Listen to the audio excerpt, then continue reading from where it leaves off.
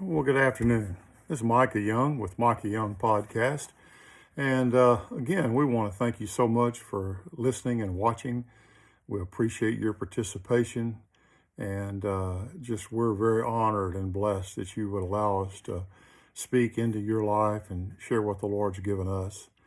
And so we just thank you so much for that. If you like what you see and hear, if you'll just click on like, or if you subscribe in YouTube, you'll get a notification anytime there's a new podcast that comes out. We've been talking about the secret place, how to touch the Lord, how to live in the awareness of God's presence. And the Holy Spirit has come to live inside of us. That's an expression of the most intimate relationship that you can possibly have.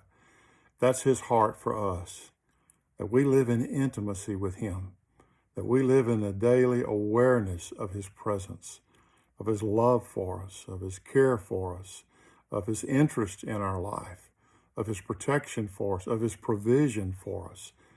All of that comes when we live in the awareness of His presence and know that He's here. And that's His heart for us. That's His desire for us to live in that. But sometimes we don't live there. Sometimes we do things that cause us to lose the awareness of His presence. And we've been encouraging you to read Luke 24, and encourage you to do that last podcast we had, and to ask the Father if there was anything He wanted to speak to you about that. And I pray you did, and I pray that it was beneficial to you, that the Lord shared something with you to encourage you. And we want to go back there today, and I want to just try to glean two or three things out of that passage as we go over it again. First thing I want to share with you is, as we find in this, how we lose the awareness of God's presence. What happens in our life when we lose His awareness? The second thing is, what happens when we lose that awareness? What happens to our own life and our relationship with Him and our fellowship with Him? What happens then? And third of all, how to see that restored. And so I'm just going to pick up reading in Luke 24. Background just a little bit. These two men have been disciples of Jesus. We don't know how long, but we do get the impression that they had relationship with Him, that they had been close enough to Him, that at some point they were aware of His presence. They were aware of His love. They were aware of His concern and care for Him. But somewhere they were involved, maybe even as just an observer of the previous 2 or 3 days where Jesus was crucified, where He died, where He was buried. And they had just gotten word that some women went to the tomb and they didn't find Him there. And they were just stunned. They really just couldn't believe it. It says to them that these words appeared to them as nonsense, and they would not believe it. They just couldn't believe. Their paradigm, their perspective just didn't allow for that to be real in their life, that Jesus had risen from the grave. And so we pick up in verse 13. It says, "Behold, two of them were going that very day to a village named Emmaus, which was about 7 miles from Jerusalem. And they were talking with each other about all these things which had taken place. While they were talking and discussing, Jesus Himself approached and began traveling with them, but their eyes were prevented from recognizing Him." Here's what I want you to see. They were talking with each other about all these things that had taken place. Whenever two people get together and they've encountered something and they've experienced something together, you know that they're going to talk about it. And these two men were no different. And we don't have details of what they were sharing, but I can imagine them having experienced all that. The conversation may have went something like this. I mean, they were sharing their perspective. They were sharing what they believed to be true with one another. May have been sharing their opinions, may have been sharing their interpretations of what they saw and what they heard. But at some point, that became their focus. At some point, all they could behold was their circumstance, was the situation that they had seen, the external elements that they had been exposed to. And they become so fixated on that. They become so aware and conscious of their opinion and their perspective of what was going on as they tried to figure out what happened. And they'd probably nursed it and rehearsed it and cussed it and discussed it and what ifed and how about it until it became so focused, so indwelt in their mind that Jesus shows up and stands right in front of them, and they don't recognize him. This is what the verse says. But their eyes were prevented from recognizing him. This is how we lose the awareness of his presence. It doesn't say that God blinded them and they wouldn't let them recognize him. It didn't say that the devil wouldn't let them recognize him.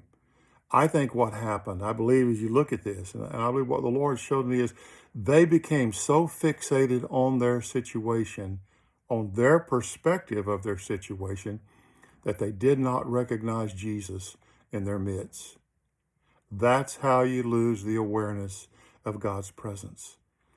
It goes something like this. You and I, we wake up in the morning and we spend our time with the Lord. And it's a glorious time.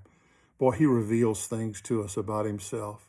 He reveals things to us about our life, shows us things that we didn't know, quickens scripture to us, speaks to our heart. And in the middle of that fellowship, there's this wonderful awareness of his presence. There's this wonderful awareness of his love for us and his care for us and his interest in us.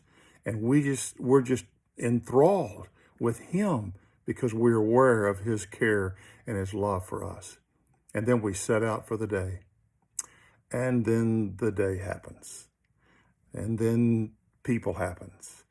And then things happen that weren't expected. Things happened that we didn't anticipate. Things happened that didn't work to complete our agenda.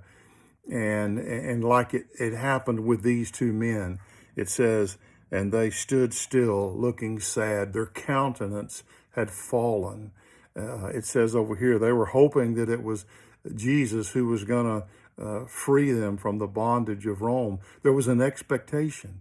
And with that expectation being unfulfilled, there was a disappointment. And boy, how I can relate to that. Those days and those times that I have expectations of life.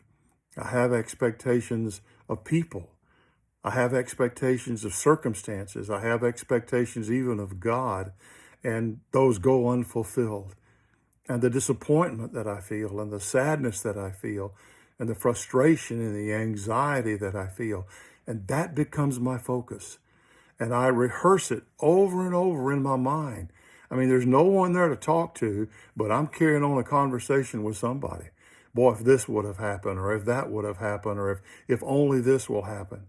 And it's even reflected in my praying, because it's no longer a focus on him and worship and adoration and praise and thanksgiving. The focus becomes me giving him a detailed account of what I am wanting him to fix, how I'm wanting him to straighten this circumstance out, or how I'm wanting him to correct this person that's not fulfilling my agenda and not going along with what I have in mind. That becomes my focus. And when that becomes my focus, inevitably, I lose the awareness of his presence. I don't lose his presence. He doesn't leave. He doesn't get angry. He doesn't get frustrated and tired of me and go sit in a corner and sulk because I haven't acknowledged him. He's still there, but that awareness is gone. He's no longer, that awareness of his presence is no longer there. And so that I don't recognize, I can't see the Father in my circumstance. I can't see the Father in this relationship. And I wonder, does he even care about me anymore? Does he even have any interest in me anymore? Does he even love me? I mean, even if he ever did, does he love me? And so the focus becomes my circumstance and my situation and my disappointment and my anxiety and my sadness and my countenance just being grieved and fallen. And when that becomes the thing that I behold, I'm no longer beholding the Lord. And when that takes place, inevitably, I lose the awareness of his presence. But you got to go on. You got to keep, quote unquote, being a Christian. And so we decide, and sometimes at that point we just say, you know what, the hell with it. This is just going to be a day of flesh. I'm just going to count it off and chalk it up and be done with the thing and get through it the best way I can. But listen, because of the secret place, because of where God dwells, we don't have to do that. We don't have to wait to get to another service. We don't have to wait to go to any holy building. We don't have to wait to have our quiet time tomorrow morning or have our devotional, because the holy place dwells within us. The secret place is here and the Father is there. So I don't have to go on, but inevitably I do. So that's how we lose many times the awareness of God's presence in our life. Now, let me show you what happens when we lose the awareness. I mean, we all want to be good Christians, and we all want to just go on and act like everything's okay and nothing's wrong. But I want you to see in this passage what these guys did whenever they weren't able to recognize God's presence in their midst the way you and I do. And he said to them, Jesus said to them, "What are these words that you're exchanging with one another as you are walking?" And they stood still, looking sad. One of them, named Cleopas, answered and said to him, "Are you the only one visiting Jerusalem and unaware of the things which have happened here in these days?" And he said to them, "What things?" And they said to him, "The things about Jesus the Nazarene." Now bear in mind who he's talking to. The things that happened to Jesus the Nazarene, who was a prophet, mighty in deed and word in the sight of God and all the people, and how the chief priests and our rulers delivered him to the sentence of death and crucified him. But we were hoping, we had an expectation that it was he who was going to redeem Israel. Indeed, besides all this, it's the third day since these things happened. But also some women among us amazed us. When they were at the tomb early in the morning and did not find his body, they came, saying that they had also seen a vision of angels who said that he was alive. Some of those who were with us went to the tomb and found it just exactly as the women also had said, but him they did not see. What do? Typically what we do whenever we lose the awareness of God's presence is we begin to try to function in this Christian mindset without the awareness of God's presence. And so we get into this thing. Now, understand, this guy's talking to Jesus, describing Jesus, addressing Jesus as if Jesus were not even there. It's an amazing picture, but it's so common even today. The Spirit of God lives inside of us. He is always with us. But when we lose the awareness of his presence, we begin to function in this quote unquote Christian mode and act like he's not even here. A friend of mine said one time about church, he said, church is like saying nice things about God in his absence. Now, why do we do that? We act like he's not here. We talk about him like he's not here. We talk about the Christ of the past instead of talking to the Christ of the present. And this relationship that we've had with Jesus is replaced with these religious practices that are just simply recall and remember of something in the past, and there's no awareness of his presence being here now.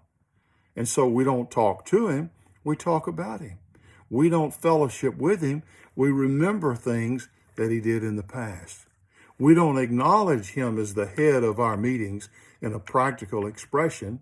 We just recall what it was whenever he was alive on the earth and rehearse rehash those things out that he did before. So when we lose the awareness of his presence, this thing called Christianity becomes just a religion. It just becomes outward expressions without that inward relationship and without that inward fellowship. And then we acknowledge, okay, he's not here. What can we do to get him to come? How can I perform to get him to jump through some hoops and get him to manifest himself? The truth of the matter is, he has never left. He is still here, longing to reveal himself, to manifest himself. But because I have replaced my focus with the things that I'm troubled about, with the things that I am dwelling on, the things that I'm anxious about, the things that I'm disappointed in, the relationships that I'm struggling with, because I'm focusing on that, I lose the awareness of his presence. But I continue. I just keep going. I just keep pretending. The best picture of it is the temple and the tabernacle, where the children of Israel continue to perform, sacrifice, ritual, offering, all of these things day in, day out, and the glory of God had departed. The presence of God was not even there. But they kept doing the stuff. They kept doing the stuff. So now we've seen how we lose the awareness of God's presence. Now we see what we typically do whenever, because we don't want to admit it. We don't want to admit, I'm not aware of God's presence. We're not fellowshipping. Here's the phrase that I always like to ask people: are you enjoying the Lord? That says more about our heart than anything, is that enjoyment of his presence there in my life. And if it's not, then we have to pretend. We don't want anybody to know that. So we continue to do the rituals and all the things that we ascribe to the Christian religion. So that's typically what we do whenever we lose the awareness. Well, how is the awareness regained? There's no hoops to jump through. There's no pretentiousness to take place. Look what happens here, he says. O foolish men and slow of heart to believe in all the prophets have spoken. Was it not necessary for the Christ to suffer these things and to enter into his glory? Then beginning with Moses and with all the prophets, he explained to them the things concerning himself in all the scriptures. And they approached the village where they were going, and he had acting as though he were going farther. But they urged him, saying, stay with us, for it's getting toward evening, and the day is now nearly over. So he went in to stay with them. When he had reclined at the table with them, he took the bread and blessed it, and breaking it, and he began giving it to them. Then their eyes were opened, and they recognized him. Now watch it. These guys were on a journey all this way. They're walking and talking and fellowshipping with each other. Jesus shows up. They don't know who he is. And apparently they just kept walking and were talking as they were walking. And just before they got to the village, Jesus acted like he was going to go on. And they said, no, stay here with us, because something's happening in us. As you're talking about Jesus, as you're talking about the Messiah, our hearts, it says our hearts were burning within us. The literal word there means there was some light coming on here. There were some things happening here.